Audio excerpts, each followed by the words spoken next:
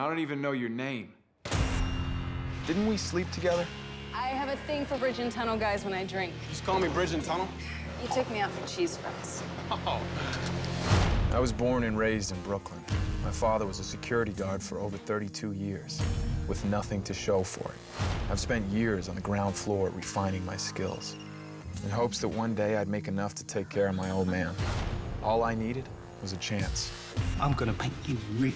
What? You are going to work for my competition. This is stealing trade secrets. This is the opportunity you've been waiting for, because you want to know how the other half lives.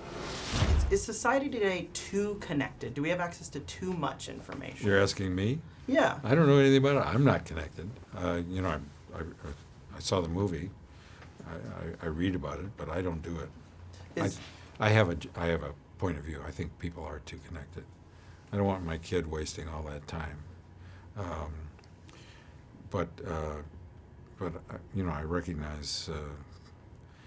I think it's a distraction. Part of why I like talking about Paranoia right now is Paranoia deals with the same themes that we, right now, in our current political conversation, are talking about with a renewed fervor. It's not a new concept, the question of, or the conflict between personal liberty, personal privacy, versus the idea of protection. The goal for protection is safety. That's not a new concept, ask Benjamin Franklin, but it's renewed. It's found a renewed voice, and it's kind of serendipitous that Paranoia is coming out right now. I think we're just becoming aware of you know, how easy it is for people to access other people's personal information, you know, and how much is stored out in cyberspace, from emails to text to phone calls, all this stuff, yeah.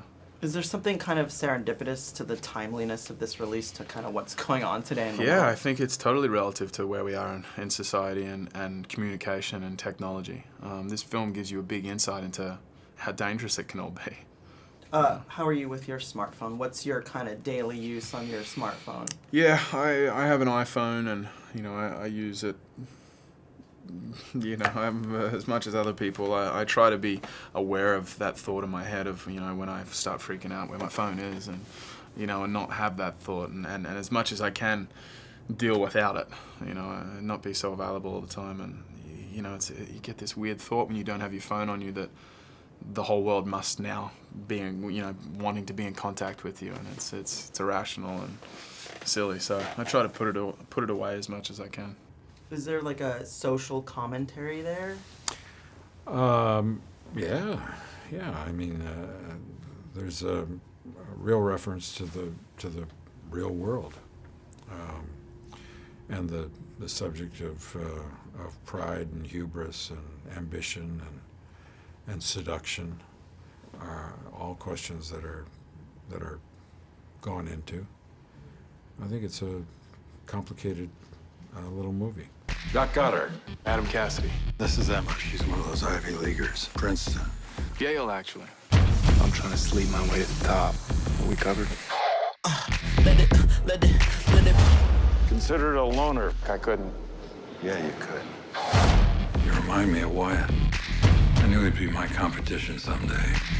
I'm on the eve of a revolution. And it's something you're never going to be able to duplicate. Is that so? If we were to go out to dinner, Yeah, what would be the proper etiquette, phone-wise, tech-wise? I would say leave your phone in the car. I think that's what the best thing you could do.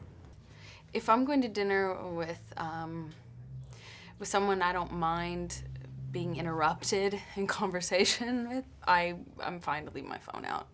But those are people I probably shouldn't go out to dinner with.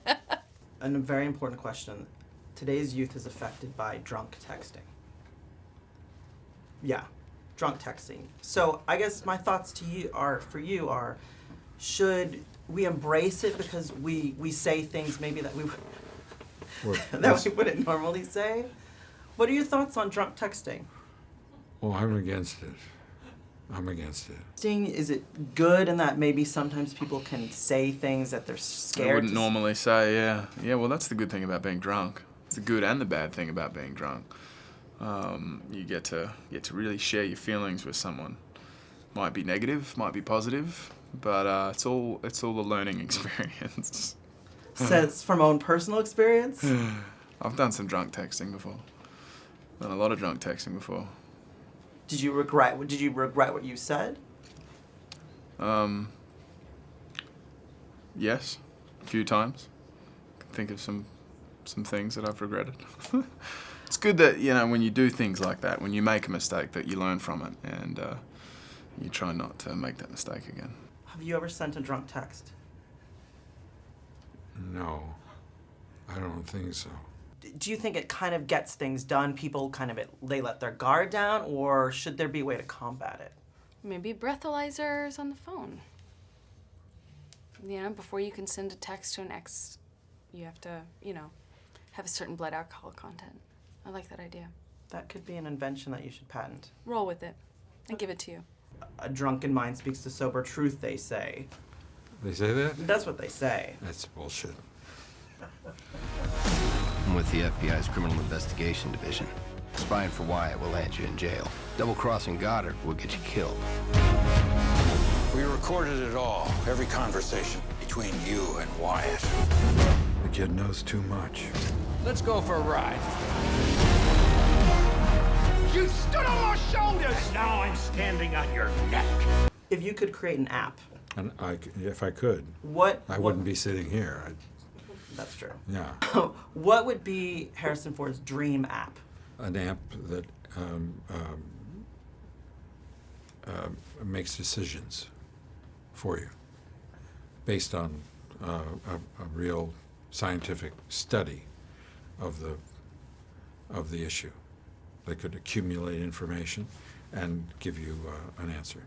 You know, someone was showing me this app the other day about a shark finder. You can search for sharks. Shows you where all the sharks are on the planet. Search for Sharknadoes? Yeah, I think there already is an app for it. I'm gonna have to download it.